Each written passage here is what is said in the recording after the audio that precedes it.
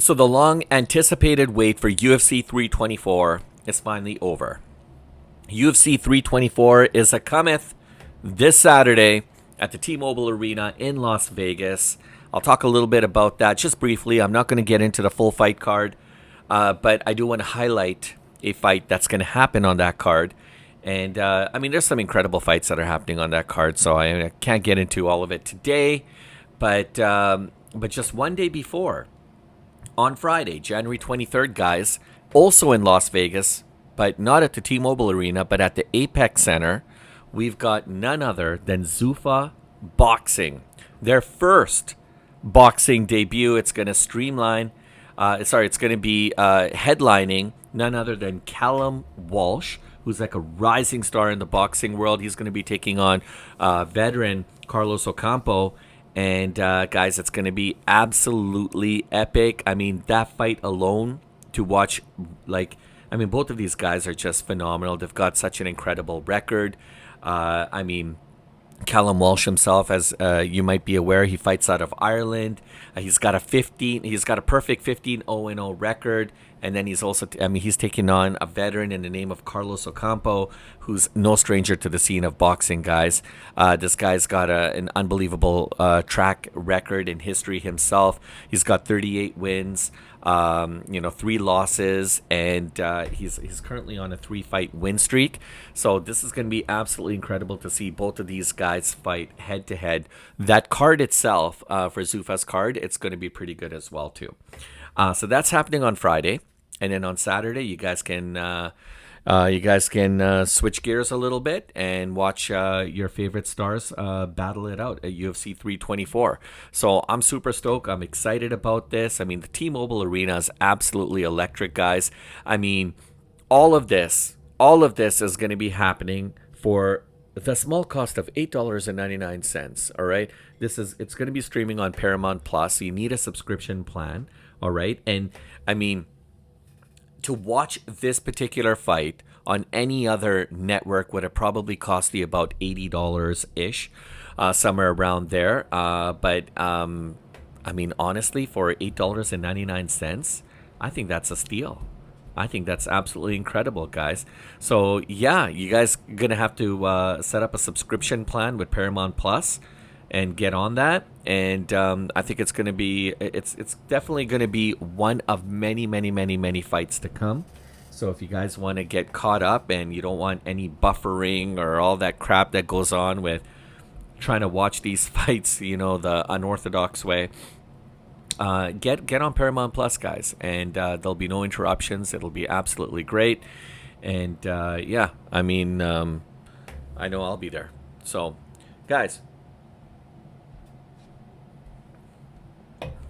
I want to chat with you guys a little bit about what's going on right now in the Paramount era. Speaking of Paramount Plus, there's been a lot of questions. Right now people were a little nervous about this whole Paramount deal, but I knew it was going to be good because right now it feels like for the first time in many, many years, the UFC does feel a little bit cheaper. Okay, like it seems like they're adding a lot more value proposition to their fans, and I think that's important, especially at a time where everything is expensive. The cost of food, groceries, perishable items that we've been accustomed to and like so much, gas, everything. It just seems like everything just continues to rise. But who's got an extra $80, $100 lying around just to pay for a pay-per-view? When you can do all of this for, whatever the cost of the subscription plan is, and then you add on your monthly subscription plan, and you break it down that way. And this way, now you don't have to worry about paying those exuberant costs for like pay-per-views anymore. You can actually do this, and the quality on Paramount Plus is going to be very good as well too, right? There's going to be a lot of additional content that they're going to show. There's going to be interviews, certain kinds of footage that you probably wouldn't have been privy to otherwise. But you can get all of that, and I think it's going to be good. Now, the UFC is no longer going to be selling exclusively. I think what they're trying to do is to create a little bit more accessibility for their fans. And when you have to understand, when a company starts to lower their price, right, of admission drastically, substantially, that the obvious question is, so what exactly is the company trying to do? Where are they trying to go with this? And like, honestly, like, if you think about it from a business standpoint, it makes perfect sense. They completely understand where the market is right now.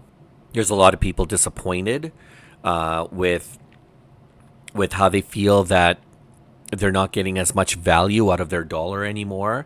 And the last thing on people's mind is to spend an additional X amount of dollars to watch a fight. And I mean, like, this is entertainment, right? So it's not just a fight for them.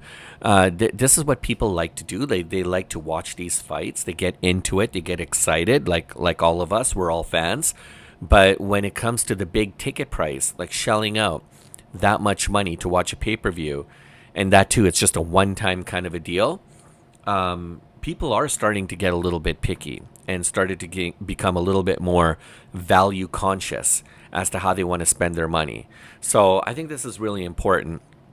And so I think if you have any concerns or any worries about shelling that kind of money, then don't, right? There's lots of amazing opportunities, especially with like Paramount Plus. So see if you guys can get on that, but it'll definitely save you a lot of money, and it won't feel like you're breaking the bank doing it either. Now, I want to talk about Paddy Pimblett, Justin Gaethje. I mean, these guys are on a quest to become the best ever in the lightweight world, and the only thing standing in front of these guys is each other. Okay, right now the lightweight title does belong to Ilia Topuria, who won it clean. Okay, and he hasn't actually lost the belt. He's still the lightweight champion of the world. He did have to step away from the organization, from the sport he loved a lot, due to personal, family-related issues that he's dealing with. And so right now, Paddy Pimblett and Justin Gaethje are going to fight for the interim belt. Okay, so I don't want to confuse what's going on in the division, but right now the division is somewhat in a little. There's a little bit of ambiguity surrounding the division, surrounding the belt, surrounding the champion, surrounding what's going on. But right now the UFC has an agenda. They need to push forward with these fights. And so they just want you to stay tuned, get into it. What happens is going to happen. And as they say, let the chips fall where they may. Ilia Topuria has already indicated that he's going to come back in the first quarter of this year. So he just needs a little bit more time. Now, everything about the UFC, especially this division particularly, is about momentum. It's about optics, and it's about business sense. And so if there's any kind of inkling that Ilya is not going to come back and there's going to be some challenges with his return, then I'm pretty sure Dana White is going to put a stop to that real quick, and then they're just going to strip him of his title, and then they're going to probably set up some kind of an eliminator challenge, something along those lines. But let's be honest, guys. When it comes to Paddy Pimblett, okay, and when it comes to Justin Gaethje, these guys are probably two of the most recognizable names right now. They're super polarizing. They're in the headlines, and they're very active on social media. And these guys, either one of these guys, could be pound for pound probably one of the greatest in their divisions. You got Justin Gaethje, who's starting to climb up there in age. He's starting to get up there, 37 years old. So a lot of people are starting to question his motives, his moves. Like, is this kind of like the end of the road for Justin Gaethje? Like, what are his plans? Now, don't 100% count him out just because he's 37 years old. I talk about this all the time. Look at Alex Pereira. He took out Magomedov in 1 minute and some seconds to win the light heavyweight championship of the world. And he did that in spectacular fashion, if you guys remember. And guess what? Guess what? The guy was only 38 years old when he did that last year. 38 years old is still quite young, but a lot of people wrote off Alex Pereira before that fight, saying he's too old, he's washed up, he needs to move on. Well, on the contrary, he is the world champion right now, and now the whole conversations are surrounding him. Funny how that turns out, right? Look at Terrence Bud Crawford becoming unified champion, beating probably one of the greatest boxers to have ever lived, and living legend, Canelo Alvarez. And Neil did it, Terrence Crawford did it at what? He did it at the age of 38 years old. Right? He just retired from boxing because, according to him, there's just no more challenges out there for him. I mean, who knows? These guys say retirement and then he come back, right? So now you got to look at what's going on with Paddy Pimblett, and you got to look at what's going on with Justin Gaethje.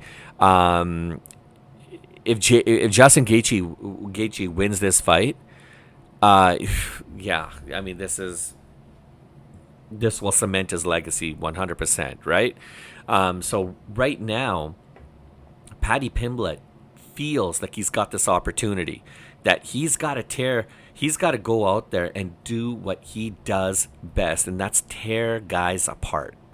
And he does it in grand fashion. And Paddy could very well be probably one of the best fighters right now in the UFC.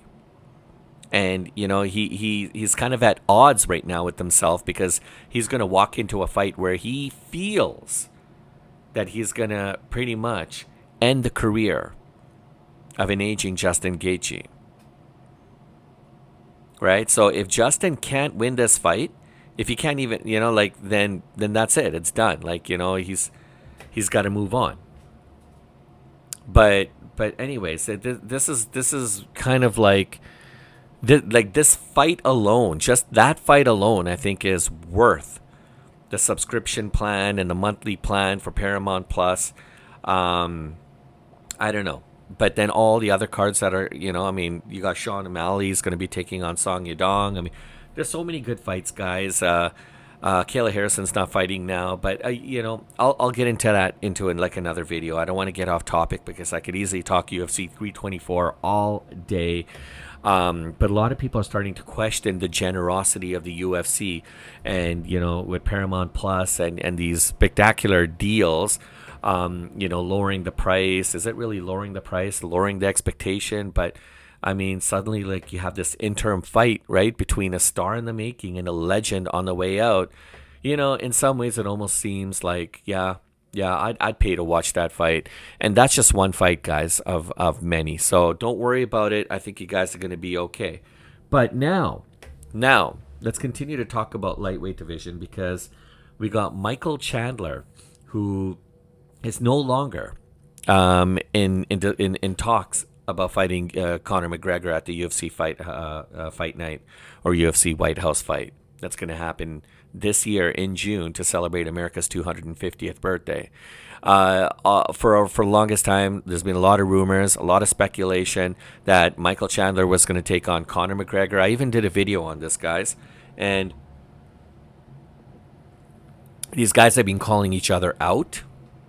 But I mean, this is a fight. This has been a fight that's been kind of in the making for many years now, right? And apparently, just recently, Dana White just shut the door on all that noise. But that said, although Dana White shut the door, Michael Chandler continues to keep knocking on that door. Hello. Dana White's not answering that door. He's shut it. He's closed it. He's got other plans. So now Conor McGregor could be fighting somebody else. He most likely will be fighting somebody else. But the question now comes down to is Michael Chandler. So what's going to happen with Chandler? Who is he going to potentially fight? Because he still wants to fight. He wants to fight somebody badly. So just recently, and I found this to be so interesting, there's discussion, there's talks about Arman Tsarukyan. Now, look, Arman, what an incredible guy. I mean, this guy, I find him to be so entertaining. He's hanging out with like Aiden Ross, Neon, like all these YouTube celebs, and it's just he's out there just shooting the shit with these guys, hanging out, getting into the ring with MMA guru, and knocking people out left, right, center, going and opening up like UFC cards at a local card shop, going to restaurants with these guys. 100% purely entertaining guy. This guy is so chill as, what, I like Arman. I see him in a completely different light. I've always been a fan of Arman Tsarukyan, but now I see him in even a more positive light. This guy's just really down to earth. He's just a cool guy. He loves the cool vibes. But he definitely knows how to stay relevant. And the thing is, though, like, he's got a lot of pressure because there's a lot of drama surrounding him as well too, right? Because technically he fits into this whole equation with with Paddy Pimblett, with Justin Gaethje, everything that's going on, Ilya Topuria, because Arman Tsarukyan he came off a beautiful win in UFC Qatar. He took out Dan Hooker like that in like grand fashion, guys. And so everybody kind of was speculating that Arman Tsarukyan should be getting the nod up to fight one of these guys for the interim belt, and it didn't happen. So a lot of people are saying that he was passed up for opportunity. Now, I don't know how accurate that news is, but I mean, at the end of the day, he just fought, right? And Justin Gaethje, that fight actually makes sense to me. I think the winner out of that could potentially fight Arman Tsarukyan or fight Ilya Topuria, but don't count Arman out. I mean, he's definitely in the mix, right? And so, like, you'll also see Dustin Poirier's name kind of continue to be floating around in these conversations. I mean, I don't know. Dustin Poirier, I'm not sure about why, but yeah, it's interesting. A lot of people are saying a lot of stuff, and that's the thing with social media these days. It's like the modern day age of the bathroom wall, right? So people say whatever, write whatever, and somehow that becomes newsworthy. So I'm not sure what all is going to happen, but yeah, if Michael Chandler's calling out Arman and hoping that that fight happens, I think that's going to be absolutely interesting. I think that's something that a lot of people would want, right? So the UFC does pay a lot of attention to what their fans are saying, and they take a lot of that information, and this is the substance, the things that they use to be able to help kind of shape and mold some of their next up and coming stars, right? Because the UFC just doesn't do things blindly on their own accord. They do listen to the fans, and they do take into consideration what the fans want, what the fans are saying. So a lot of what we see right now around us is because of some of those manufactured pieces that the UFC's been able to collate from discussions amongst fans and people like us, and really trying to help create an environment where you'll actually get to see the fights that you want to see, that you don't have to dream about it or play it in a video game because it's never going to come to fruition. A lot of that stuff now, like lately, a lot of that stuff is coming out before you even need to go and create your characters on your video game. It's already happening, guys, right? So this tells you a lot about the UFC, where it's headed, their ultimate game plan. But I'm super excited about the possibility of Michael Chandler taking on Arman. I think there's a lot more we could discuss when it comes to like their stats and how well they would match up against each other. But right now, this is just kind of like, I don't want to get into too much detail until I'm 100% certain that there's something more newsworthy about the possibility of these two guys locking up in the octagon. And I think we're getting very, very close to kind of seeing what the overall picture is going to look like for the next 3 to 6 months moving forward. And after UFC 324, we got UFC 325. You've got fight nights. You've got the White House UFC White House fight that's going to be coming up in June.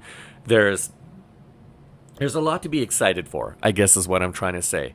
So I'm super excited. I can't wait to see this. In the meantime, guys, look, I'm going to tell you one thing, all right? Don't be scared about this Paramount deal. Okay, I think yeah, I think they're trying to do what they can to bring the price to a point where people are not going to complain too much about it. Like, I think they're also trying to add value, like, by having like high profile names on a fight card, so you're getting your money's worth, right? And I think that's really important. I think honestly, this whole deal with Paramount and the things that the UFC is doing is really propelling them in the right direction, kind of moving into a new phase, a new chapter in the organization and the things that they're trying to achieve and do. But when it comes to what we want, yeah, don't be shy about voicing your concerns. Anything that really comes to mind, because at the end of the day, if you stay mute, if you stay quiet, UFC is not going to know.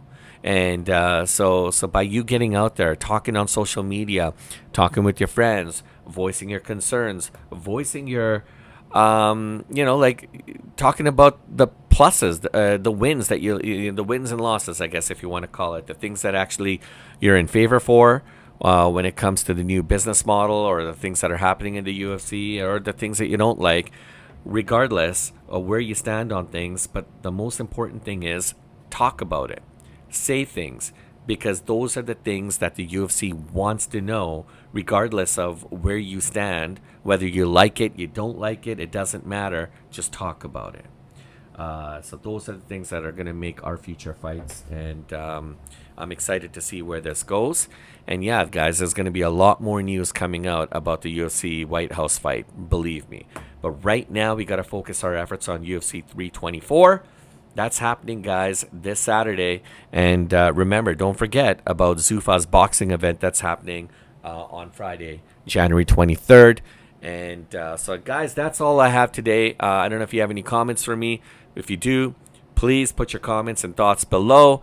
And yeah, let's carry on this discussion about lower prices, maybe lower stakes, bigger personalities. Let's talk. Let's continue the conversation. Are you happy about the Paddy Gaethje fight? Do you think it's acceptable, or were you hoping for like maybe a bigger main event? Anyways, guys, thank you so much for your time. I look forward to reading your comments. I'll catch you guys on the next one.